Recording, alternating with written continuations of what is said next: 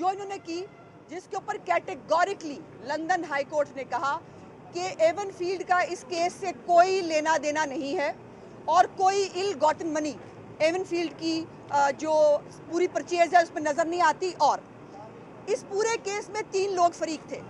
एक फरीक थी हुकूमत पाकिस्तान, एक फरीक थी ब्रॉडशीट और एक फरीक थी नैब। अब इसके अंदर जुर्माना किसे हुआ?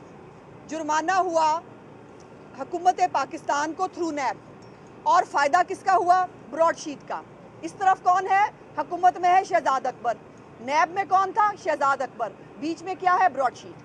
ये बड़ी सिंपल बात है। इनको बड़ा शौक है ना मनी ट्रेल मांगने का और वो उल्टे सीधे चार्ट जोड़ने का। चार्ट यहाँ पे जुड़ रहा है। और ये तो था सो था जो अपनी एक शेल कंपनी को 24 करोड़ रुपए की जो अदायगी की है, जिसका कोई रिकॉर्ड मौजूद नहीं है। ये 24 करोड़ रुपए थे। इमरान खान साहब का बड़ा एक पेट जुमला होता था, ये किसी के बाप का पैसा नहीं है।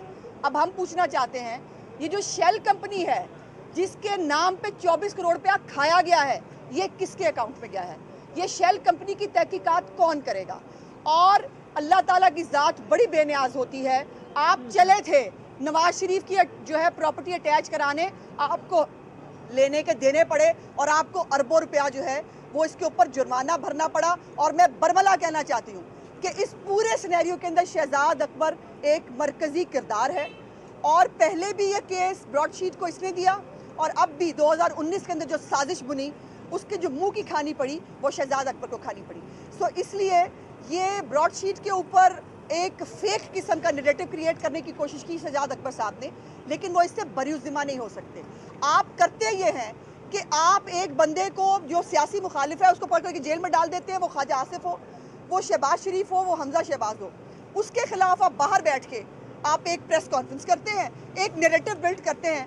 और जुल्म ये है कि उनको अपनी गवाही साबित करने के लिए मीडिया में आ नहीं सकते, वो आके अपनी बात नहीं कर सकते, आप वन साइडेड प्रोपेगेंडा करते हैं। और लेकिन ये याद रखिए शहजाद अकबर साहब और उनके मास्टर इमरान खान कि अल्लाह ताला ने इसीलिए ज़िल्लत और इज़्ज़त अपने हाथ में रखी है। अगर इंसान के हाथ में होती वो किसी दूसरे को दे ना सकता। सो मैं मुतालबा करती हूँ, अगर इस मुल्क पाकिस्तान में कोई इदारा है, अगर इस मुल्क के अंदर कोई सुनने वाला है, गरीबों की तो नहीं सुनी जा रही, कूड़ा तो उठाया नहीं जा रहा। वो उस्मान बुज़दार पिछले 3 दिन से नोटिस ले रहे हैं कूड़े का, भाई मेरे हाथ जुड़वाया ना लो नोटिस। जिस चीज़ का नोटिस लेते हो उस चीज़ का बेड़ा गर्क होता है। 3 दिन से नोटिस लिए चले जा रहे हैं कूड़े की, वो उठाने की आपकी हैसियत नहीं है।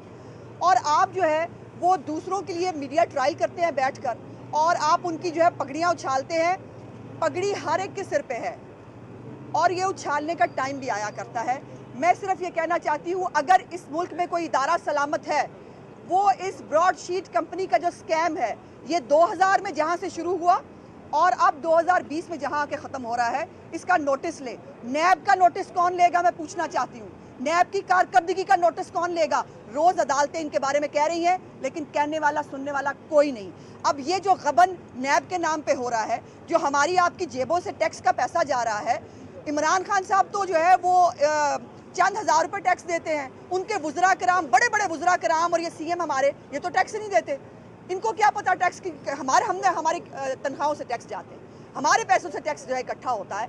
और आपने 8000 अरब का टैक्स इकट्ठा करने की बात की थी, आज आप आ गए हैं वो जी लोग टैक्स नहीं देते और आपने जितने वादे किए आप झूठे साबित हुए। मैं पूछना चाहती हूँ, इस मुल्क में कोई इदारा है जो नैब और उसके मास्टर इमरान खान की और शहजाद अकबर की मिली भगत का जायज़ा ले सके?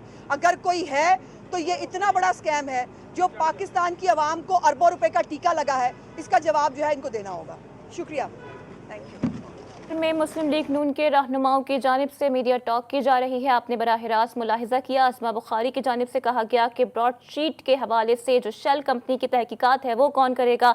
आपने नवाज शरीफ पर इल्ज़ामात लगाए, लेकिन बड़ा जुर्माना खुद आपको ही भरना पड़ गया।